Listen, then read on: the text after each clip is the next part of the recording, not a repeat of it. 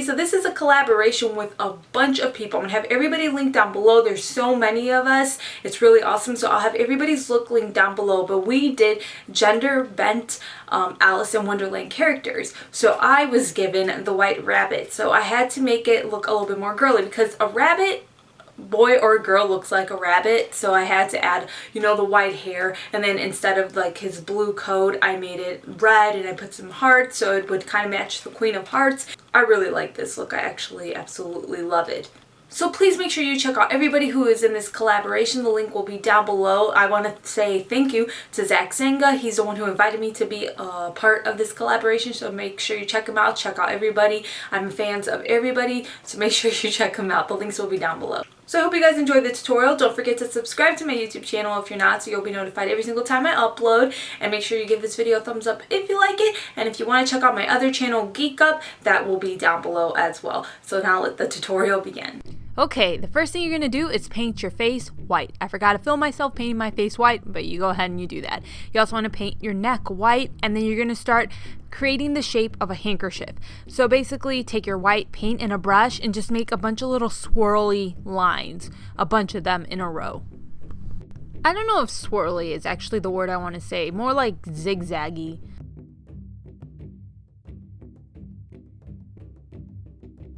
Now take a red paint and start painting the jacket area with that red paint. It's okay if you're getting like blotchy paint, because I personally think that the blotchiness and streakiness help the jacket look more realistic because it gives it those wrinkles and the highlights and shading that you would naturally have if you were wearing a jacket.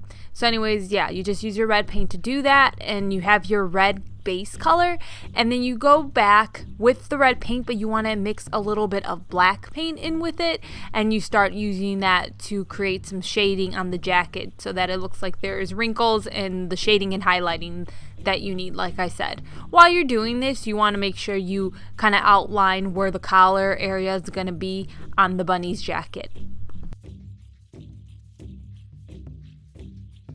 Then mix together an even darker red color and use that to create shading around where the collar is going to be.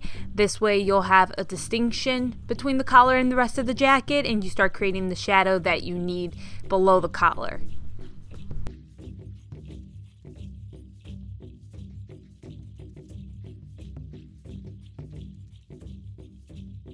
Now take a light pink paint and use it to paint on the bunny's nose. When you paint the bunny's nose, you just paint on a very small nose that's basically near your nostrils. Any higher and it's going to look like a cat nose. Paint a line going down the middle of your nose to the middle of your lips, so basically where your cupid's bow is.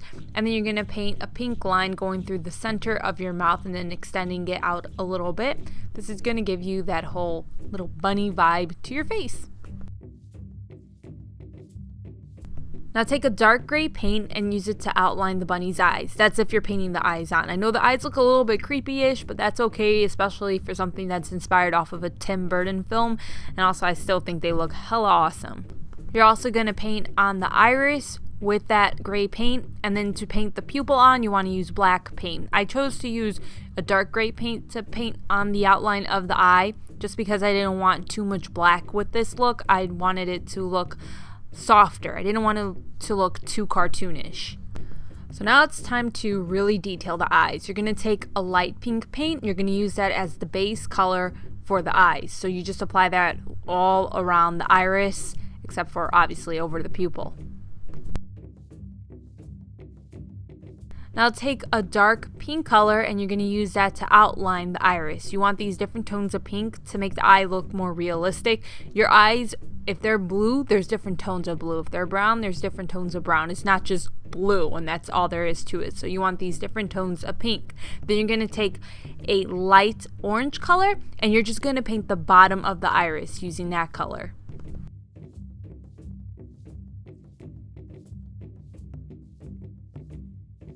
Well, I'm a brunette, obviously, so I wanted to cover up my brows. To do this, I use a white cream makeup.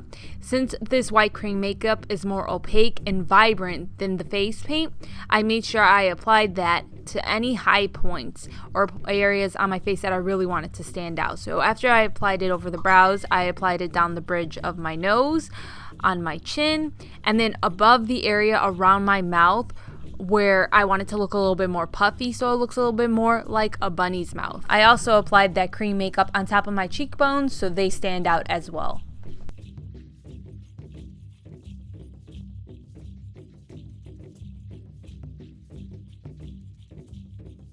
Now take a pink eyeshadow and apply that all around the eye. Also along the lower lash line, you want to apply that eyeshadow. I decided to apply the eyeshadow just to try to make it look a little bit more girly. Like I said, a rabbit looks like a rabbit, whether it be a boy or a girl. The only way you're going to tell the difference is by looking at his hoo-ha, ding-dong, whatever you want to call it. And so I applied the eyeshadow around the eye just to make it look a little bit more like a girly type of rabbit. Then use a very light red color and you apply that to where the whites of the bunny's eyes are, but you don't apply it all around there. You just kind of apply it sporadically so that the eyes look a little bit red, like your eyes would look if your eyes were irritated. Then you're going to take a dark pink eyeshadow and you just apply that where you applied the dark pink face paint, because you want to just make it a little bit more vibrant and blend it out. Now take a black eyeshadow and dust it on the back of your hand before you apply it to your skin, so that way you don't have these really dark spots all over the face, and you apply that right over the gray paint that you use to outline the bunny's eye. This will help the line not look so harsh and it'll just blend out everything nicely, make it look more cohesive. Time to paint some lashes on. You're going to use a gray paint to paint the upper lashes, and then you're going to use a white paint to paint the lower lashes. Now use different tones of light gray paints and use it to start painting on the fur on the bunny's face. So you want to paint fur around your chin and then just under your cheekbone. Then you want to paint fur around the mouth area. Make sure you're keeping that kind of half a circle shape so it looks like a bunny's mouth. And you also want to paint the fur right above your brows. You don't want too many strokes of fur all over the face, because I personally think it doesn't look right, and you end up looking more like a cat. So it's just nice to keep a little bit of fur here and there, not too much. Now you want to go back with your white paint and use it to create light inside of the eye. So basically you take that white paint, you paint a little small circle near each pupil on the eye, and then you create some small lines on the bottom portion of the eye, so it adds some light to the eyes. Then mix together a very light red paint and use that to paint on small little veins near the eyes. So you know when you get like bloodshot eyes, or like you're really tired, the redness in your eye really shows and the veins show. You basically want to recreate that. Moving on to the ruffled area, so the collar, whatever you want to call it. You're going to take your black eyeshadow. You want a little bit of it on your brush. You don't want too much of it, and you're going to start outlining or creating the ruffle shapes. Again, you don't want a lot of eyeshadow on your brush because it's just not going to look right and it's not going to create all the dimension that you need. While you're creating all these little ruffle designs, you want to add wrinkles on top of them so that it really stands out and you can see different layers. As you're creating wrinkles, you also need to shade below each ruffle area so you can see layers and you just don't see a bunch of squiggly lines above your chest. Doing this takes practice, it really does. You want to probably stare at a picture of ruffles to see what you're supposed to do, but yeah, it just takes practice to get to know something like this. Like, I'm not the best at it. I don't think I'm terrible. I'm not the best, but I have to keep practicing in order to get better. So don't expect to just get it right off the bat. I mean, some people can, really talented people can, but I'm just saying that it is a little bit hard to achieve. While you got that black eyeshadow out, you want to make sure that you create a shadow in the inner corner of the jacket. So basically where the jacket is lying on top of the ruffles, because obviously if you're wearing a jacket and it's lying on top of an article of clothing, there's going to be a shadow that is created. So you use the black eyeshadow to create the shadow where the jacket and the ruffles meet. And then you want to take the black eyeshadow and you want to use it to shade directly below the collar so that it makes that area look more lifted. Obviously, the collar would be higher than the rest of the jacket, so you want to just take that black eyeshadow and create that shadow. There's a bunch of things you're going to do with the black eyeshadow. You're going to also use the black eyeshadow to create more wrinkles on top of the jacket. So you can create wrinkles on top of the collar and the jacket itself. And then you want to create wrinkles where your armpits are, so where the sleeves would be. You know, naturally when you're wearing something, you tend to get wrinkles in that area because of creases near your armpit. So you just want to recreate that with the black eyeshadow. Remember this, whenever you shade, you highlight. You don't really want one without the other, because if you do that, you're not going to get the true potential of your painting. So after you've shaded the jacket, you're going to go back with your white paint and you're going to use it to highlight the edges of the collar to help them look more lifted. You don't highlight the entire edge of each collar, just here and there, and then you use it to add more wrinkles on top of the jacket. I even went with my cream makeup and I just applied it to the very tips of the collar to make those areas look more lifted, and then I applied it randomly on the jacket just to highlight the jacket.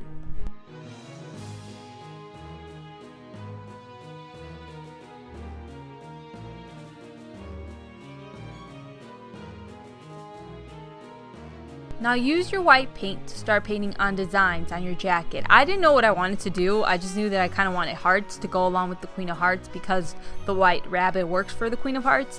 So I used the white paint to paint on little heart buttons, and then I paint some lines on the opposite side of the jacket because, you know, when you have buttons, they have to go through the little slit that is on your jacket so it'll slide through. So I did that, and then I started just painting on little foliage designs. I think that's what it's called, foliage. I could very well be wrong. Just little swirly designs all around the jacket. Lots of times, I've said it before, when I recreate a look or I create a look, I don't really know what I'm doing. I don't have anything set out. I just have something in my head, and then I try to replicate that image in my head onto my body. You want to go back with the black eyeshadow and use it to shade below each button so to help them look more lifted.